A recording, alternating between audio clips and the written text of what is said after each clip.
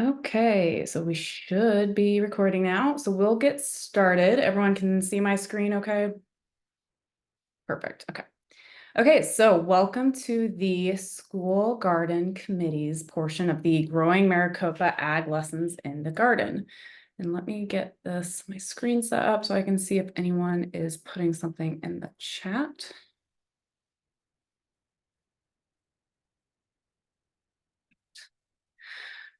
Okay, so as we do for these sessions, before we jump into everything, if you could take a moment to answer the following questions that are on the slide and just share in the chat, your name, the school district, or wherever you're tuning in from or where you work, the amount of students that you teach annually, and also if you wouldn't mind adding why you're attending today's webinar, and maybe something you hope to get out of it.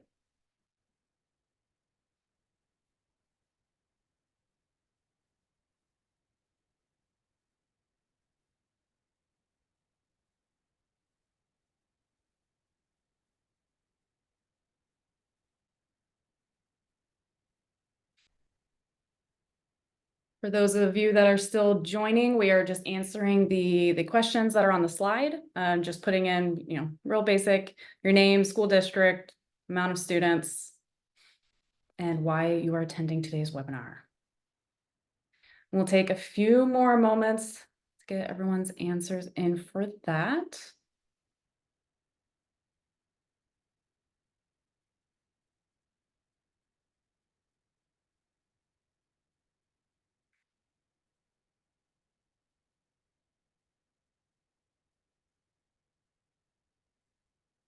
Awesome, I see all of your answers and introductions coming in. Thank you.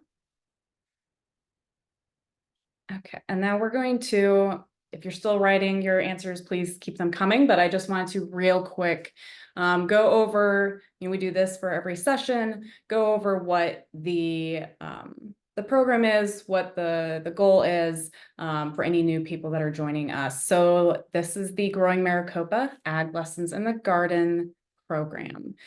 So the goal of this program is really to help you make agricultural connections within your school garden program, and also things that align with the standards. And this doesn't mean that if you don't have a school garden that you can't be in this program. This is for folks that are interested in having a school garden of some capacity, and we're really just creating those tools for you to bring those agricultural concepts into your programs. We meet monthly, right?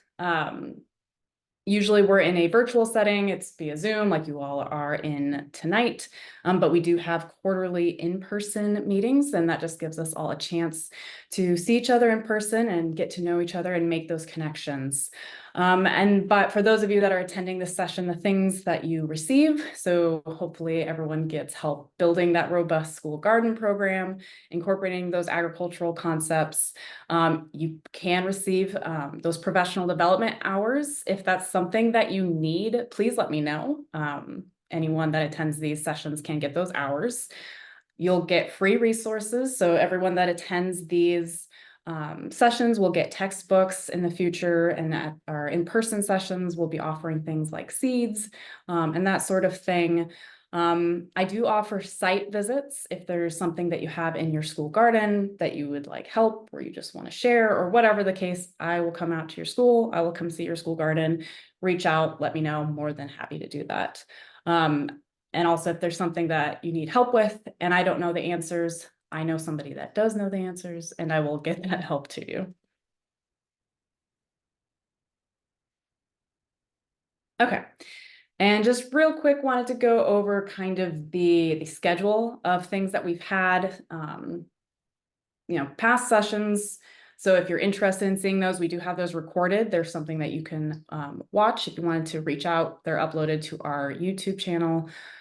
Today, obviously, we are going to be discussing the school garden committees and how to start those. And I wanted to real quick draw your attention to next month. Next month, we're doing our second in-person tour. And we will be meeting at the farm at South Mountain, and we'll be getting a tour of their farm there, as well as, and it will be hosted by Gather and Grow. And they will also be showing us a demo of what their program is. So it's something that's going to be, I think, really exciting. And if you can make it, I think that would be awesome. I think it's going to be a lot of fun. We are going to be having a summer break for June and July, and then coming back together in August.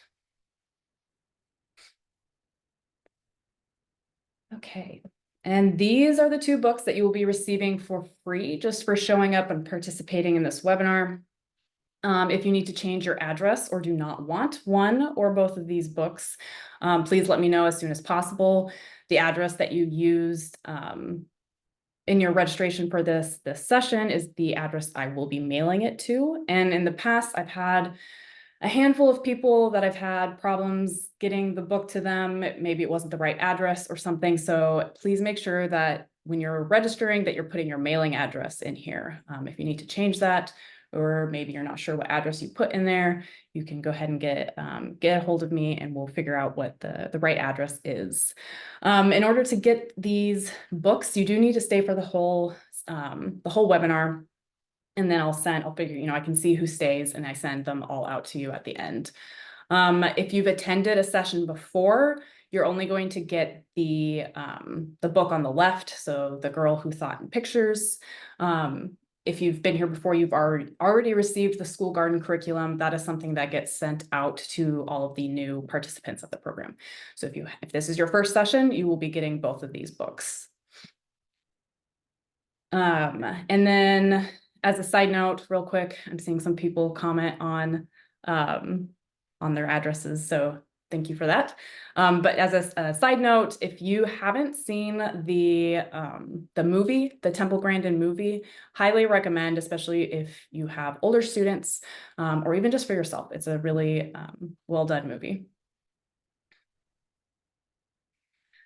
Okay, so talking about what we're going to be talking about today. So we're going to be discussing the critical first step in ensuring success for your school garden program.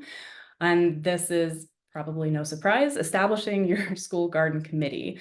So as we move through today's webinar, I welcome you all to add your input on any items you may have, things that you've tried, approaches that you found helpful, maybe things that you wouldn't recommend for your context or for others to use. Okay. So how many of you, so we have a few of us on this call, how many of you have some sort of garden committee or maybe an established labor plan? Somewhere I see your hand up. If you don't have a garden committee, is this something maybe that you've thought of, or is this brand new? Is this something you've never even thought about? And then just as a follow-up, Rebecca, I see you have thought about it. Brand new, okay. And then for those of you maybe that haven't thought about it, or you have one, you're not really sure about it, do you think that a committee is necessary for your school garden success? Is this something you think you could do without?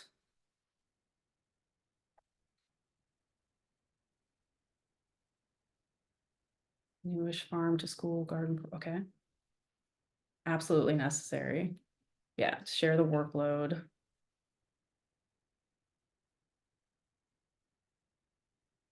Tie it in with PTO.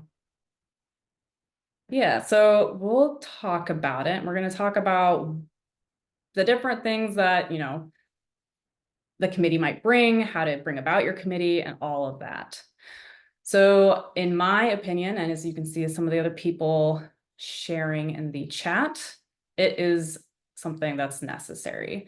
So your committee will help you figure out important components such as identifying garden goals, linking it to your curriculum, whether that's curriculum you already have, or maybe it's helping you identify that you need new curriculum and help you develop those.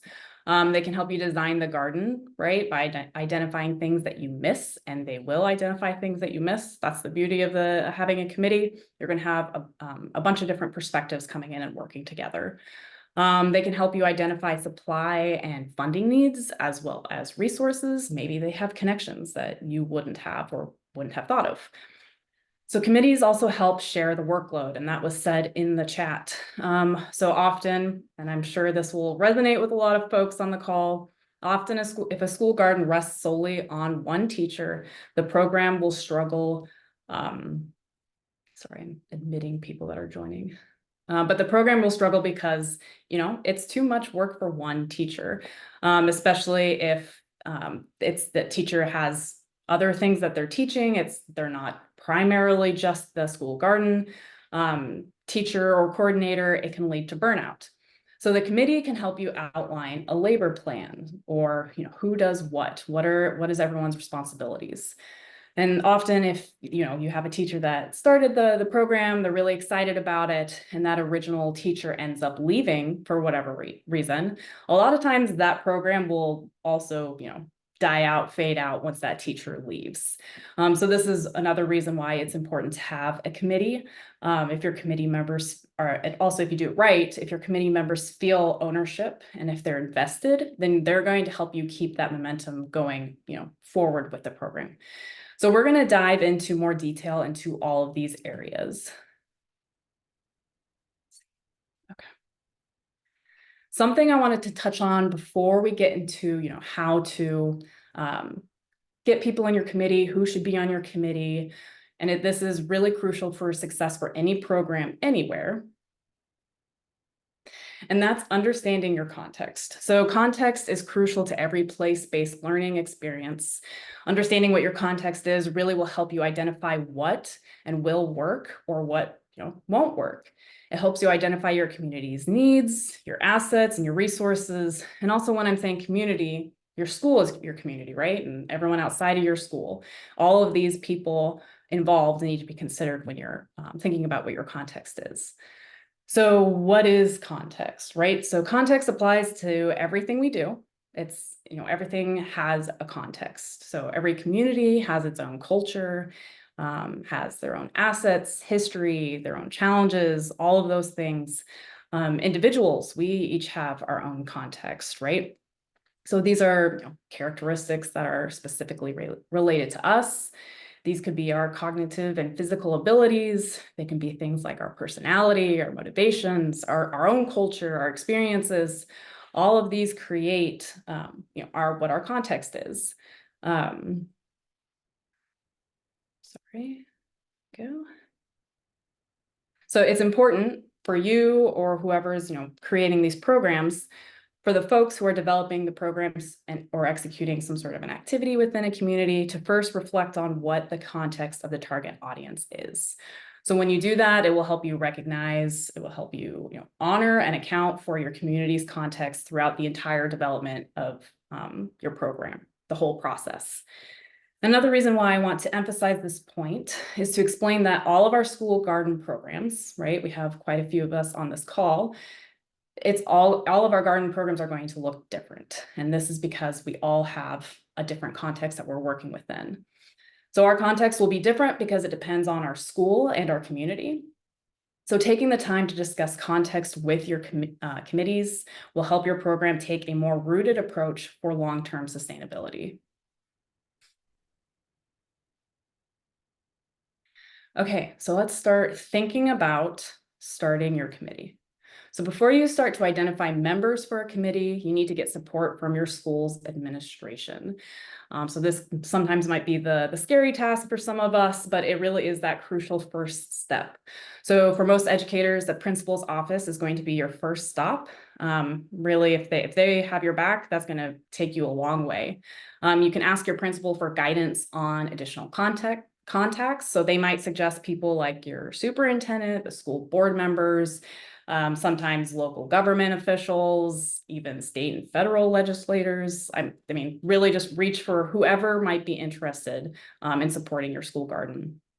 If you're able to explain why your program is innovative and show, projected impacts, whether that's data you've collected in your own community or data from similar programs nearby, if you're able to show that to them, it might be easier to get their support. And this might translate into both tangible and intangible contributions from them.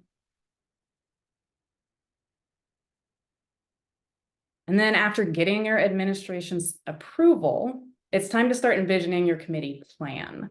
So this is important because as you start recruiting people, they're going to want to know, okay, what am I committing to? What kinds of things am I going to have to contribute? You know, these are what's expected of them. They're going to need to know that. So before asking anyone and going and talking to them, you might want to start, briefly outlining things. And this could be, how often and when are you going to want to meet with your committee? What kinds of things are you going to expect them to contribute? Are they going to need help in planning, implementing, maintaining, maybe all of the above?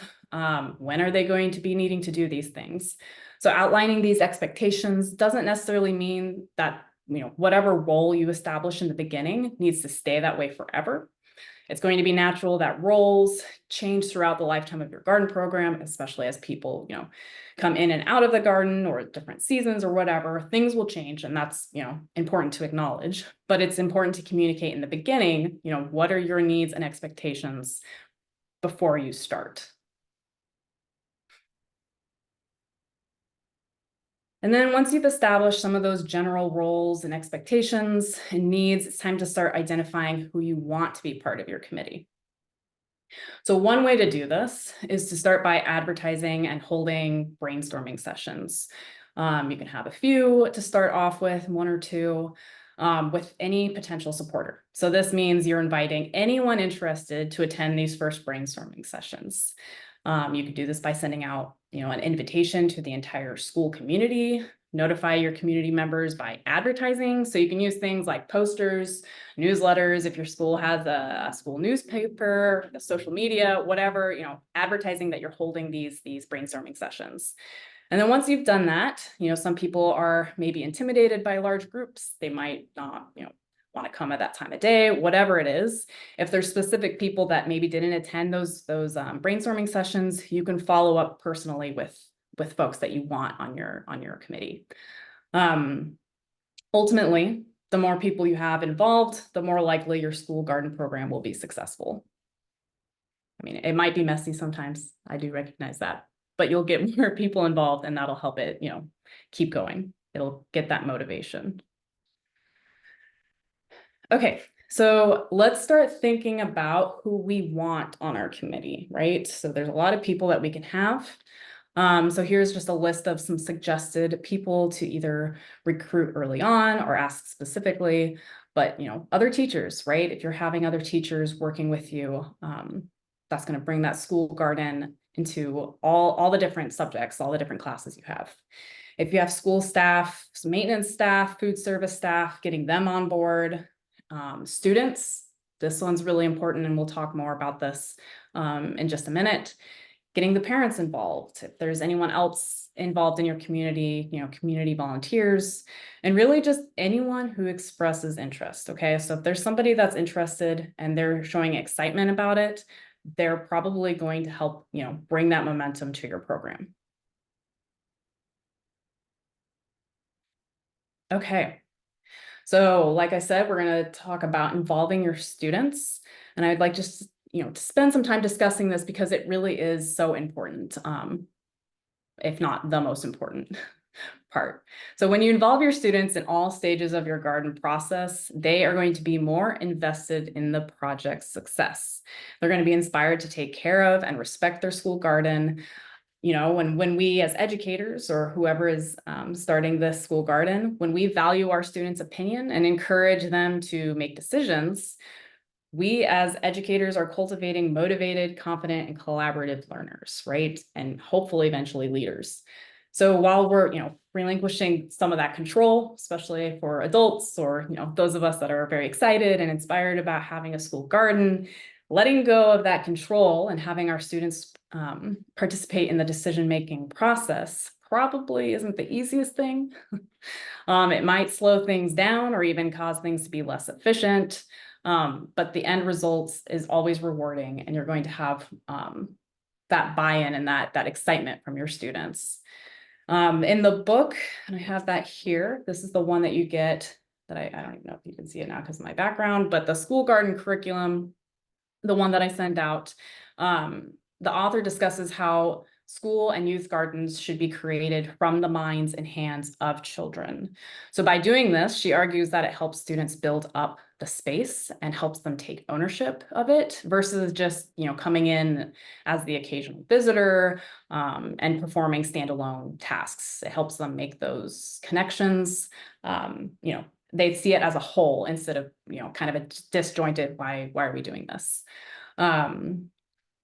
So fostering wonder and exploration of students, as we've already mentioned, it does require us as the educators, as the adults, to let go. And so just kind of embracing that mess and chaos will ultimately lead into a stronger school garden program.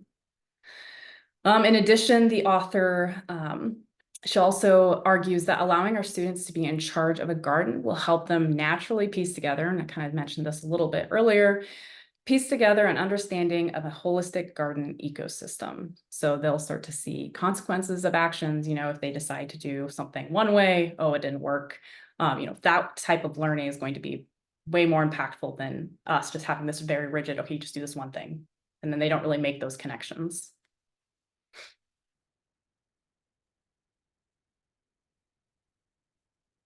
Okay. So now that we've talked about and established, hopefully, who we want to invite and serve on our committees, how should we build our initial brainstorming sessions, right? So what do these need to look like? And again, as we talked about in the beginning, it really depends on your context. So always keep that in the back of your mind of who are you working with and what are your goals, what's important. But some general guidelines, some things that you can address in these brainstorming sessions, discuss the group needs.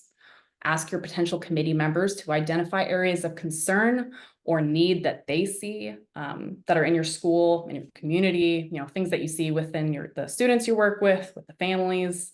And these also, they don't have to be just tied to the garden. When you're going through this initial brainstorming session, think about things more generally. So what are the needs of your community and school? You can discuss site-specific projects. What are things that are coming up?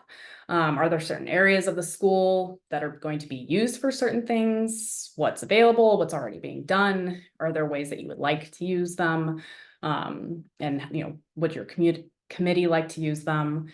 And then what kind of goals do you have? What are the school's goals, right? Is it building a garden? Is it producing food? Are there other goals, academic goals that they have? Whatever list, again, it can be very general, things that are tied to a garden, things that aren't tied, just make that whole list. And then once you've gone through these 3 areas, try to see then, okay, these are the kind of your pillars. Where do all these needs and goals start connecting with a school garden? How can you integrate them into your school garden program? The sustainability of your school garden program may rely on school-wide commitment to the garden space and gardening initiatives. So if you are talking about these things with your committee and identifying, all these common areas that you can help address those problems and those goals with your school garden program, that'll help, really create that foundation for a solid garden program. Okay. So let's briefly talk about your committee roles. So once your committee is selected, it's important to identify somebody who will be the lead, right? The group, the chair, to serve as the committee chair. So if this isn't you, if you're the one bringing together a committee, but maybe you don't necessarily want to serve as the chair, that's fine. You just need to find somebody who's willing to do that. Or if the job seems too big, right? Because leading a whole committee, taking on all of this, if you don't have the time to do that, you might consider doing co-chairs as an option for leading a committee. So the committee chair or co-chairs will be in charge of things such as organizing meetings, communicating details from committee meetings, either to members that didn't make it to the meeting or maybe non-committee members. The chairs will need to keep the group moving in the right direction. And it's important for the chair to not do all of the work alone, right? So not taking on everything, because that's why you have a committee in the first place. But learn how to inspire and engage other members of your committee, delegate responsibilities and tasks, and then just follow up on, were those tasks accomplished or not. And this is also when you're establishing your roles and talking with your committee. This is a great time to establish your labor plans. So this just means who's doing what and when. So outlining those responsibilities, and then also outlining when they're expected throughout the school year. And are those responsibilities going to change depending on the season, right? Do you need somebody over summer break? Are you going to switch up roles next school year if everyone's still there? But this is a good time to start just kind of outlining that. And again, this doesn't mean that you have to stick with this forever. This is, a binding contract. It can change, but it's just important to get on that same page early on.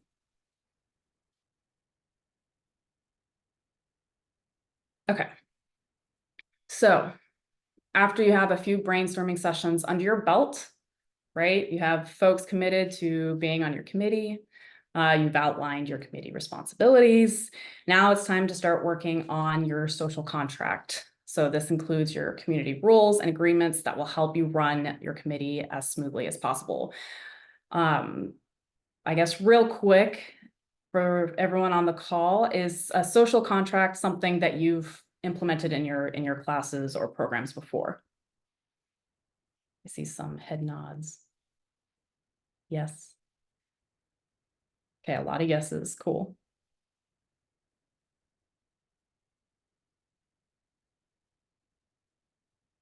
Awesome. All right, so this is not something that is new to you all. That's good. So as you know, things might come up as you run your school garden program or any program that you didn't anticipate in the beginning. So for a school garden program, for example, there might be different philosophies on controlling pests in your garden. So if you don't have, a list of rules and agreements or agreed upon behaviors, this might cause tension in the future. So it's important to establish that in the beginning so you know how to navigate it. So as you all know, creating a document or a social contract can help everyone stay on that same page. And again, referring to the school garden curriculum, they mentioned that creating this list of common goals and broad yet inclusive expectations can transform the garden itself, as well as the culture, into a space of sharing, collaboration, open-minded conversations, exploration and collaboration.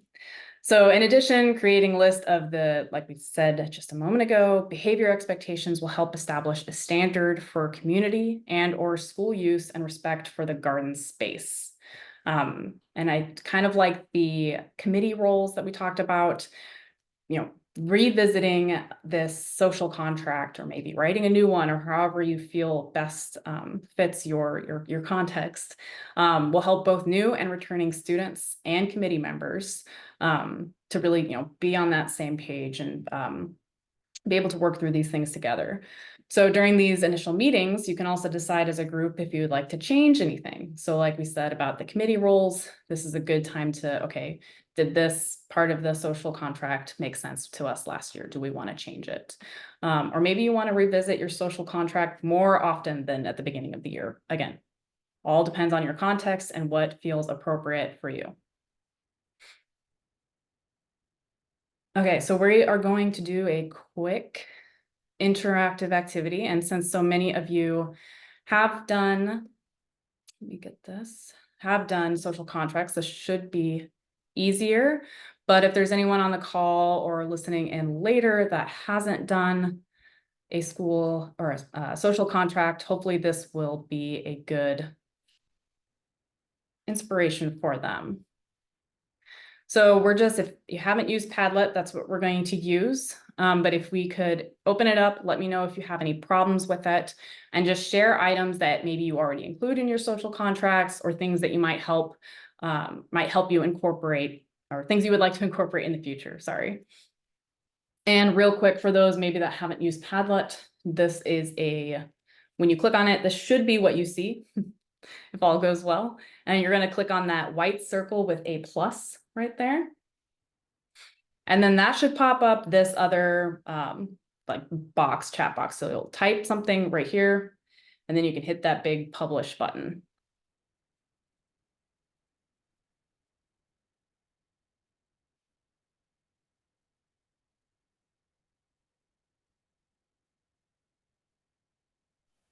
Taylor, could you say again what we're supposed to be putting on a social contract, please? Yes, we are just going to be putting, let me put back on what is something that you have in yours? So just anything, there's not, I'm not looking for anything specific, just what are some things that you've put in your social contract, things that you've liked. You can even share things that you didn't like and maybe that you've changed. And I'll put that link in the chat again. Let me try to share.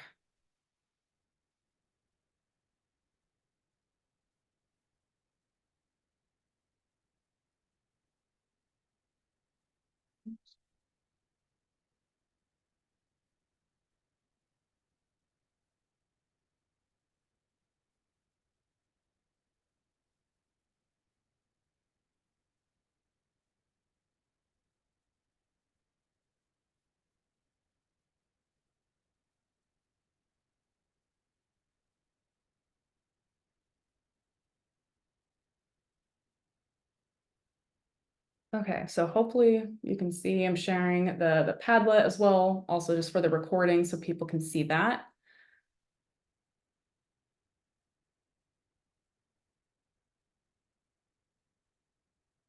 Don't kill bugs. I like that one. Respectful language, ask before you harvest, ask before you pick. Tone, assume positive intentions. Share safety rules for students and volunteers to follow. Norms, be respectful. Our group expectation is that plants will not be destroyed until it is time to turn up beds and produce will not be picked until it is ripe and we pick them together. And I like all the respect space, creatures, each other, yourself. Be gentle with plants and critters. Be curious. Respect the space and place they are in. That one's great. Yeah.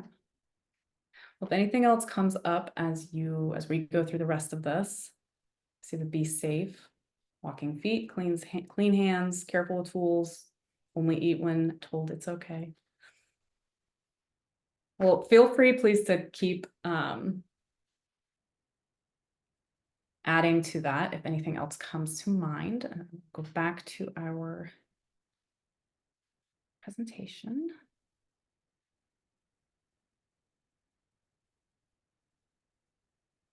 Can you see the presentation again? Perfect, thank you.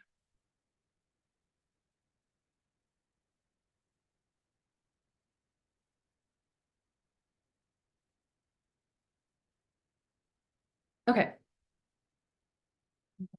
This.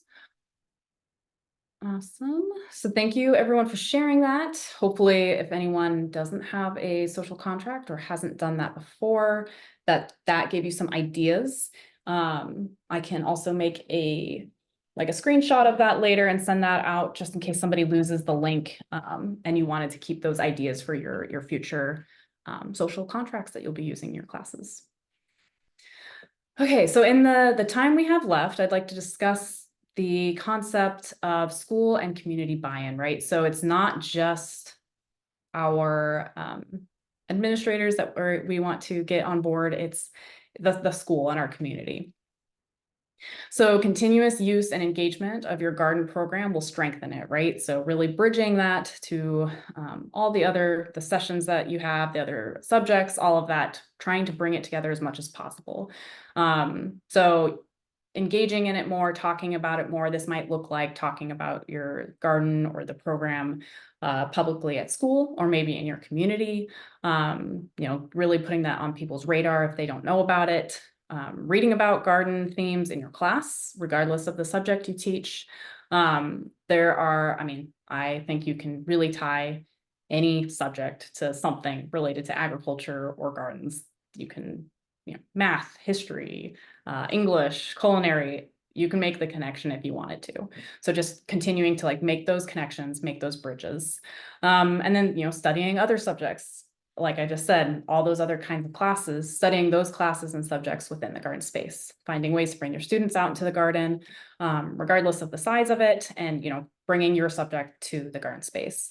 This will help encourage collaboration between subjects and teachers, and really just, continue to make that connection for your students.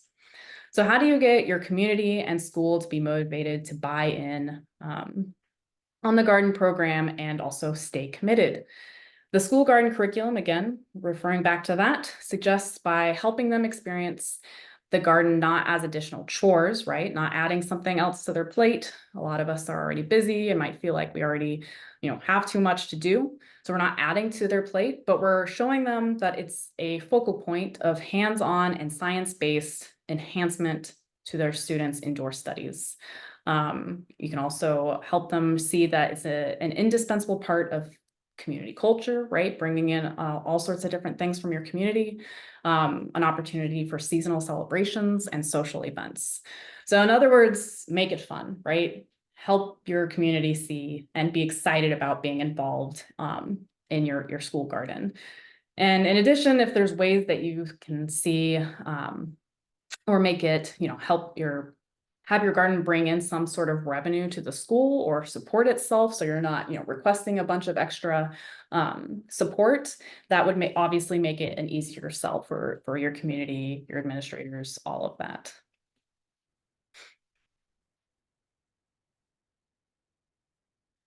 Okay, so we are going to end a little early unless we have some questions. But as always, I wanted to share my lovely survey that I give you all every time that you're probably tired of seeing, but it really does help me. Put that in the chat. So if you just fill that out, let me know if you need to make adjustments to the address that you shared in your registration. And then as always, these webinars and courses, all of this material is here for you.